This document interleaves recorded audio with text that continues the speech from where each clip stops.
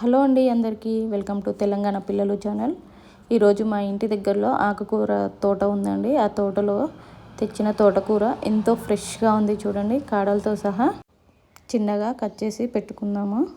దీన్ని వాటర్తో ఫ్రెష్గా కడిగి పక్కన పెట్టుకోండి.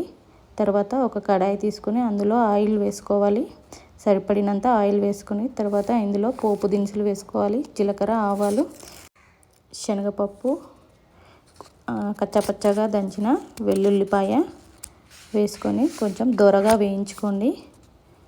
ఆ పచ్చివాసన పోయేంత వరకు దోరగా వేయించుకోండి. తర్వాత కట్ చేసి పెట్టిన ఆనియన్ని కూడా వేసుకొని ఫ్రై చేసుకుందాము. ఇది కూడా కొంచెం దోరగా వేయించుకోవాలండి ఆనియన్ కూడా.